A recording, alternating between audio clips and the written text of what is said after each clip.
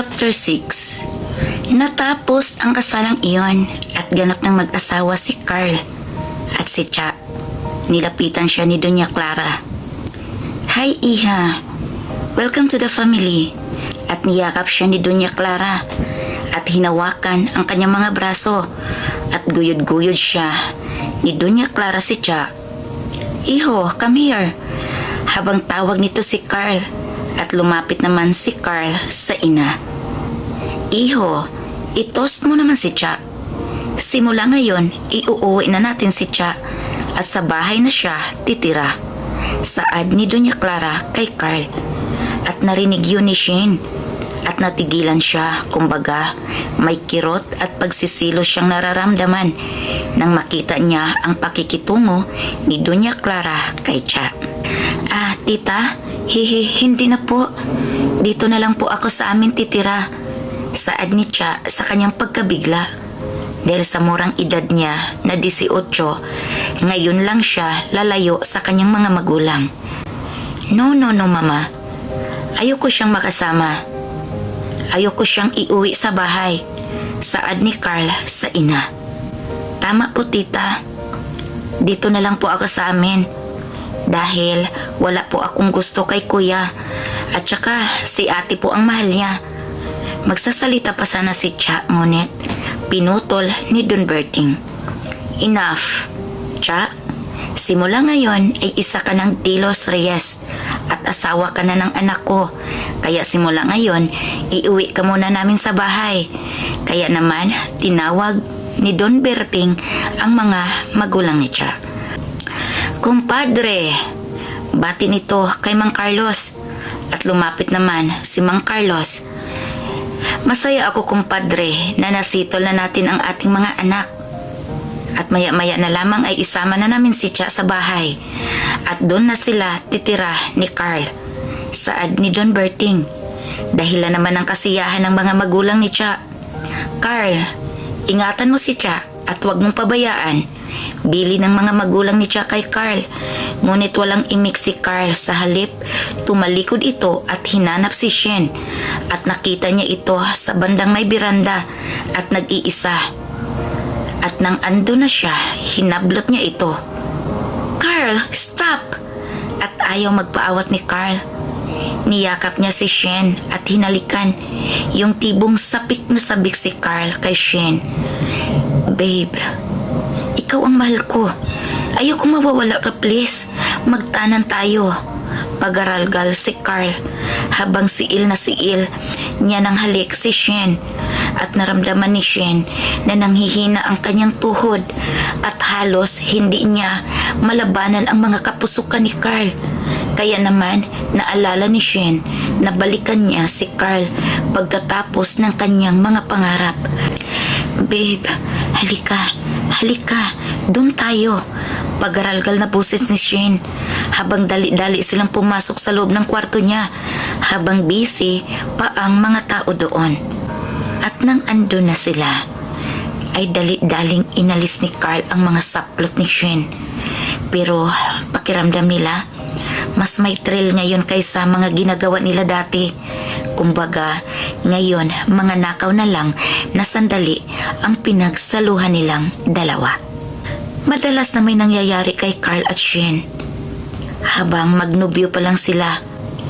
Ngunit ayaw pa ni Shane magpakasal dahil nga sa mga pangarap niya na magiging isang sikat na modelo. "Babe, halos hindi mapakali si Shane sa init at ang bilis ng mga pangyayari. Habol hininga silang dalawa, ungol dito, ungol doon. Babe," higpit ng yakap ni Shane kay Carl.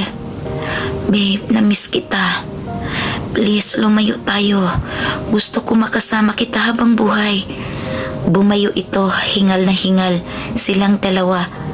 Tanging halik lang ang sumbat ni Shane dahil sa totoo lang, mahal din niya si Carl. Ngunit ambisyosa kasi siya. Pangarap mo na bago ang lalaki. At sa mga oras na yon, sabay nila nilasap ang saya at tagumpay nila naabot ang langit. "Babe, tama na. magbihis ka na. Baka may makakita sa atin. Saad ni Shane kay Carl. Wala akong pakialam, Shane. Halika na. Magbihis ka na at aalis tayo. Saad ni Carl kay Shane. Teka, saan naman tayo pupunta, babe? Kasal ka at asawa ka na ng kapatid ko. Saad ni Shane. Ayoko sa kanya, babe. Please, let's go. Aalis tayo sa ibang bansa. Umupo si Shane sa kama. Babe, mahal kita. Pakisamahan mo lang muna si Cha. Pakisamahan mo muna ang kapatid ko. Dahil sa sitwasyon ngayon, mahirap naman kung ako ang dahilan ng gulo. Saad ni Shane. Kaya naman wala nang nagawa si Carl dahil ayaw niya talagang makumbinsi si Shane. At nang may bigla silang narinig na tinatawag ang pangalan ni Carl. Carl? Carl? Saan na ba yung lalaking iyon? Paghahanap ni Doña Clara. Pero di umiimik si Cha. Dahil nakita niya ito, pumasok si Carl at Shane sa kwarto. Dahil wala naman siyang pakialam dito at wala naman siyang nararamdaman kay Carl. Inisip na lang niya, asawa lang niya ito sa papel at nobyo ito ng kapatid niya. Iha, Cha? Nakita mo ba ang asawa mo? Uuwi na tayo. Anong oras na Saad ni Doña Clara kay Cha. Kaya naman sa pagkakataong iyon, hindi alam ang isasagot ni Cha kay Doña Clara. Tita?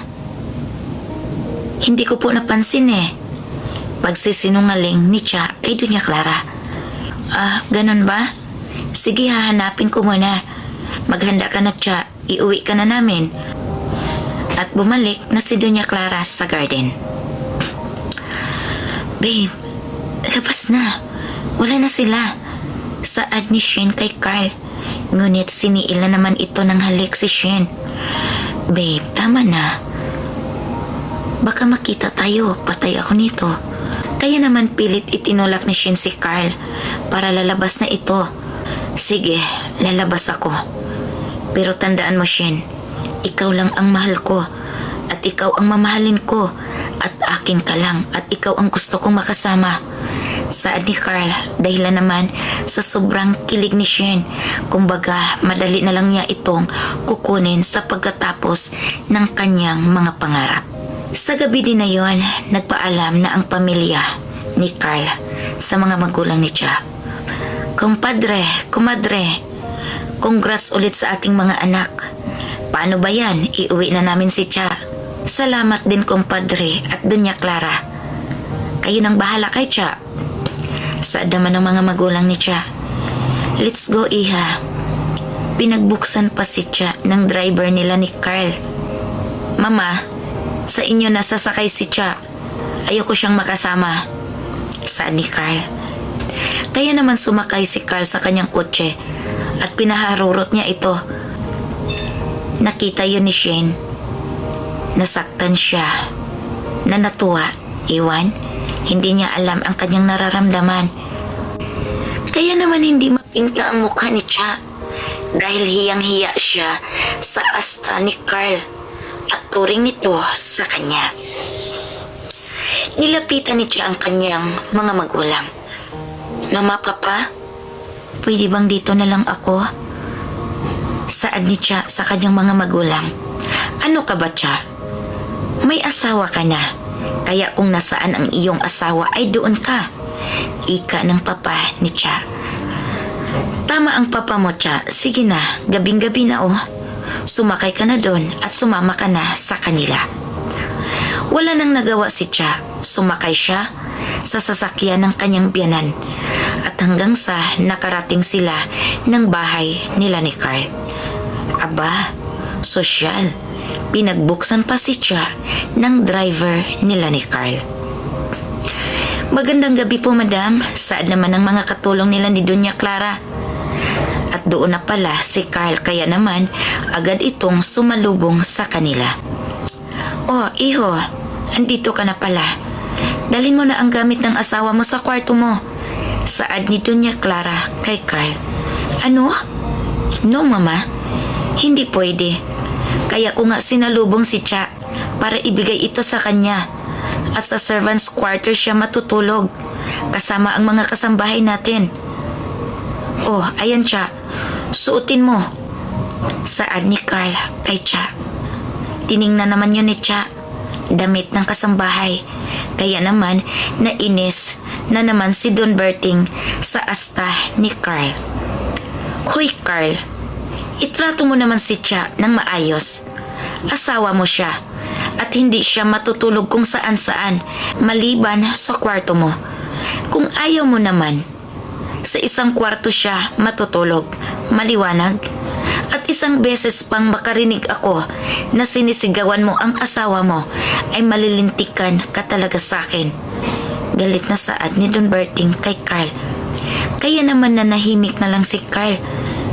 Dahil may sakit ang kanyang ama, baka mapaano pa ito. Tito, tita, it's okay. Huwag na po kayong magtatalo. Doon na lang po ako sa servants quarter. Mas okay doon. At hindi boring dahil may mga kasama ako. Ngunit hindi na natapos si Cha sa pagsasalita. Ginuyod siya ni Doña Clara at sinamahan sa kwarto niya. Iha, simula ngayon, ito na ang kwarto mo. At huwag kang mag-alala. Magiging okay din ang lahat, okay? Saad ni Doña Clara kay Cha. Abangan.